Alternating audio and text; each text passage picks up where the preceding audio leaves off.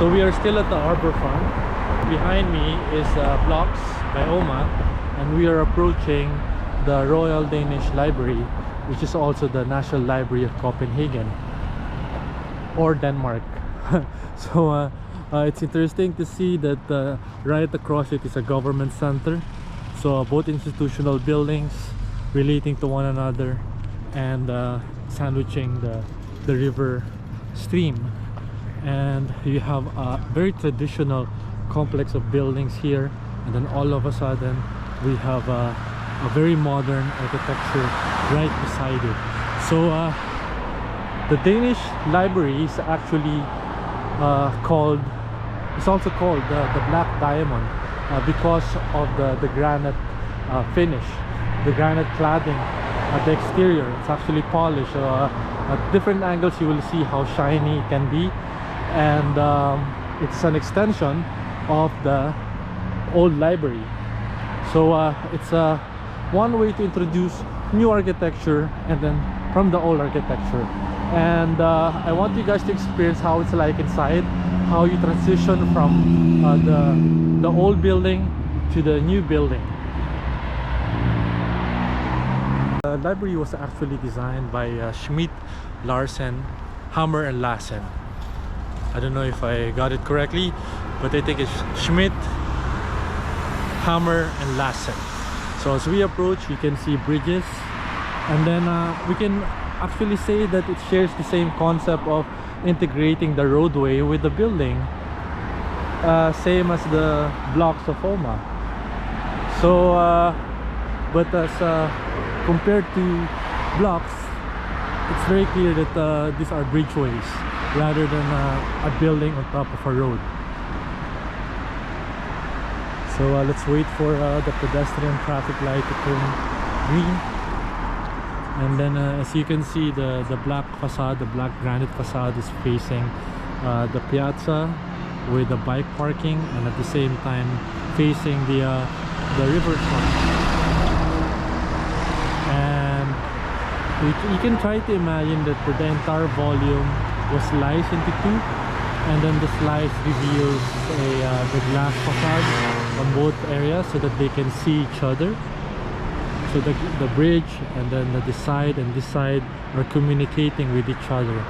So but the rest, like the volume, is a concealed surface with some windows, and it's made of and it was covered with black granite. So since the sides are covered with granite, this becomes like a source of natural light for the interior. So they have some water feature, and I guess those pipes are meant for fountain. And the other day I was here, I was walking around, and I saw that water goes all the way to the river. So before we enter, let's just explore the exterior of this building. And you can see blocks over there and Lili Langebro, and I realized that Langebro means long bridge. So I'm curious about the water feature that goes all the way to the river. And it's interesting that they have a really nice step feature that people can hang out on, and this is how the water flows down to the river. So again, a waterfront with a lot of hangout areas. You can see people working and hanging out, and because there's a cafe underneath. So if you have a massive building like this, and then you have, you know, a normal height, a humanely scaled height at the ground, so it becomes more relatable for us as compared to having like a humongous door to enter to. So again, it is lies on this part of the building, so it's facing the waterfront. So we'll come back here later. So I find that those series of buildings really interesting as well. You can see how well designed they are. And if you remember our walk from Nijhaven this is probably an extension or an annex of the Royal Danish Library. And again, more seating areas for the public to enjoy. And even though these are back areas, it's not treated as such. You can see people hanging out. They don't shy away from it. And of course there are dead areas, and you see some garbage and trash on the sides, which is just okay. And then we have some offices here with some gravel on the ground. So I guess this is the side area, so I'm not sure if it was deliberate or an afterthought, because it's not part of the entire massing of the library. So this is the annex area and the bridge. That way is the Royal Playhouse and the Opera House. So going back, so imagine a black box, although tilted this way, and then you slice it in the middle, and then you have that open space, an atrium that welcomes the natural light and at the same time provides a view of the front of the river. So obviously you cannot have a big size window. That's why it's divided into several segments with probably spider web fittings. So you have a cafe again for everyone to enjoy the view of the river. So I'll be quiet because it's a library, so I won't be talking loud. I'm just going to show you how it's like inside. Okay, so this is not the entrance, so I guess we go back to the other side where we came from. That is an interesting bridge. Everything in Copenhagen is well designed. They're very conscious of it. So since this is a cold country, people really welcome the sun and enjoy sunbathing. It's actually cold now, and it's understandable why people are hanging out under the sun. You won't find this in the Philippines unless you're in the beach trying to get a tan, but in a city I highly doubt it. We need more shade in the city. So there's a more concealed and more humble way of entering the building. So again, this is granite. You can see the thickness, and then there's the ceiling as well, and then it cuts here, and then you have a stainless, then you have a revolving door. So I'll be quiet from now on.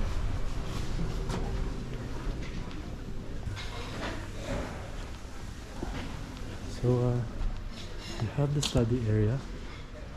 So if you're a student, this is definitely a public space.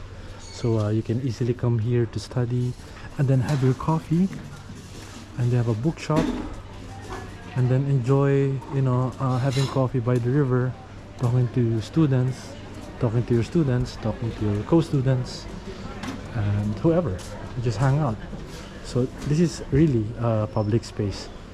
And then again, it's intertwined with the private areas of the library. So the material is well, the basic ones. You have smooth concrete on the floor, steel, wood, and stone. And I showed you the granite stone already. So that is the private study corner, really well designed. So common work areas or co-working space are pretty popular nowadays. And then you have a locker area. So I'm really enjoying this area, this place. So the bookshop is a cylindrical form, all transparent on all sides, so that it will have the appearance as if it's a see-through thing. It's an open thing, but it's not, because the glass is still an obstruction. And then go into the toilet, so I'll be very discreet. So you have a glass door.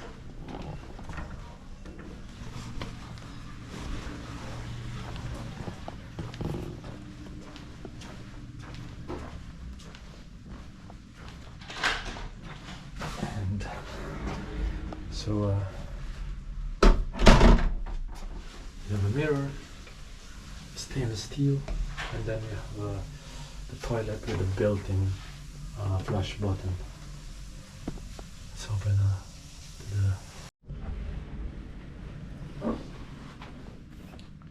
so this is solid surface or quartz now? I think solid surface.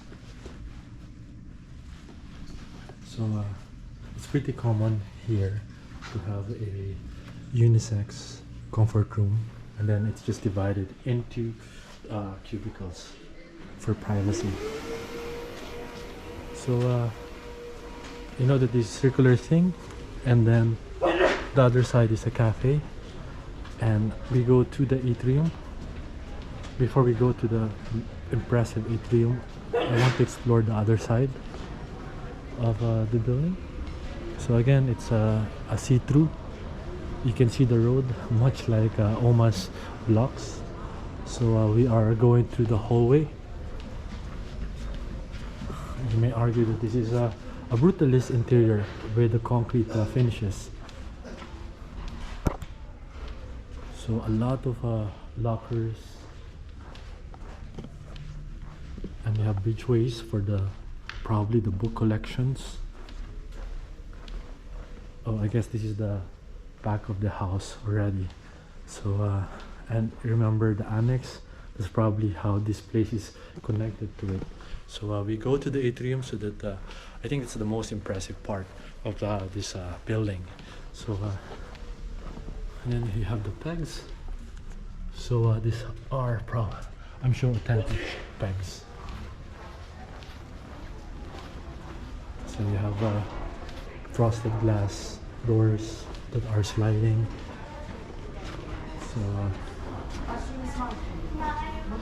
So definitely a big open space, and then you have a theater, if I'm not mistaken, behind this.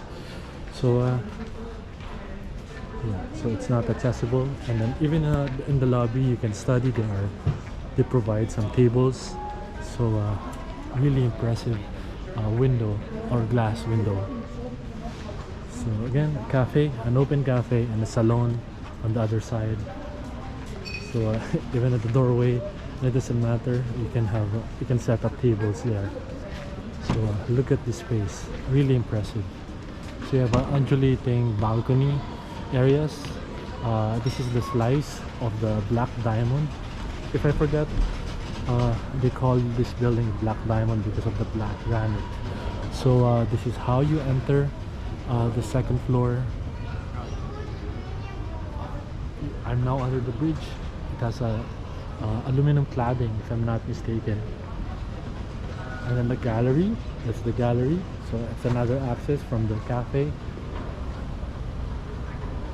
And then as you approach, I don't know if you can see already, there's a mural on the ceiling. Very impressive because it's really massive from my point of view. So I guess these two wings are the collection area. And as you can see, you have a view, impressive view, a panoramic view of the Copenhagen waterfront. So we are also approaching the roadway underneath, and then we are actually on the bridge. And then you can see the cars passing by, and then you can see the bridge and the glass that I was talking about. And obviously this is an extension of the old library. So this is the other side, seeing the cars and the bikes passing through, and you can see the blocks from here as well, with the same approach for the road. So so this is the mural. I'm sure it's done by probably a local artist. I'm looking for the label, so I'll be very quiet because we are approaching the old reading room.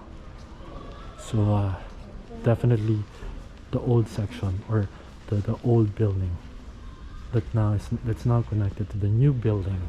So you can see with the intricate details, with the traditional details, So we won't explore this area, but at least we'll have an idea how it looks like.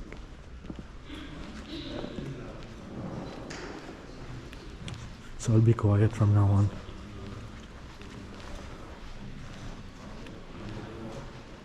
So again, very traditional. A lot of reading areas.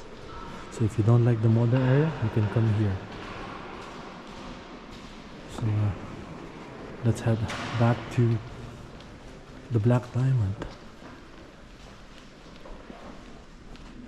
So even the little corners are opportunities for studying. I remember that this is also the library of the University of Denmark or University of Copenhagen. I'm not so sure. Okay.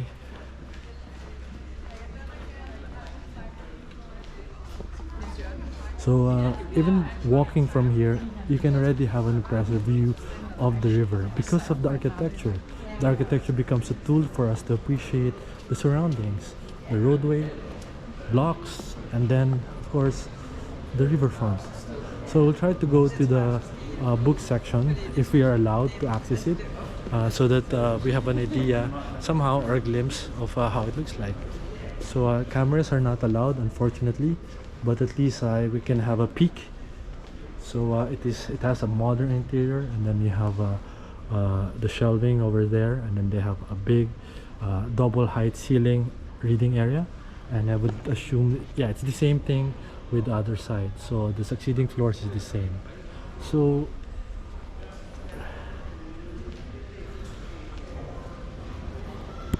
again, nice ceiling design, and then we try to go outside now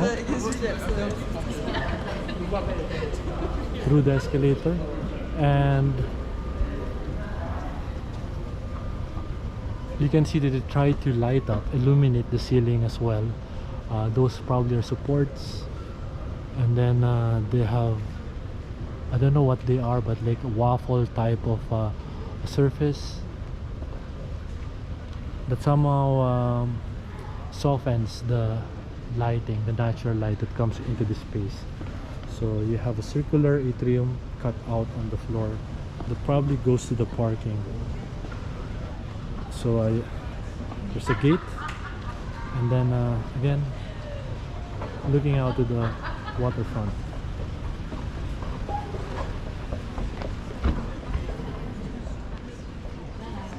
So I'm not sure what the lower ground is, but I would assume that it's part of the theater. Yeah, it's a Queen's Hall, and then probably it's the reason why I assume that it's the same space as the Queen's Halls, because of the color coding. It's black, and then probably it's also black here. Since it's black here, then probably it's the same space, and well, I cannot be sure. I don't have a floor plan. And then of course we have the gallery. I was right. It was just an assumption when I said that it's a gallery, but let's try to access it. I'm not sure if I have to pay for it, but they have a mini gallery that is open to the public on this side on the hallway, but I guess there's another one that is more private. Yeah, with a ticket. It says here with the ticket. Yeah, but it overlooks the cafe, so a lot of play of spaces, and you can see the different programs from different angles, which is, you know, really interesting for an architecture exercise. And this is how you entered, so you can say that it's the mini lobby. So so I guess these are offices already, so I'd rather not go there. But you can see the bookshop over there, and then you can see the main atrium.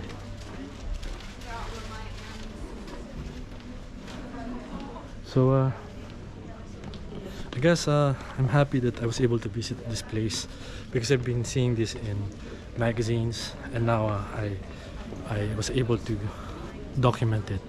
So I hope you enjoy the tour of this building.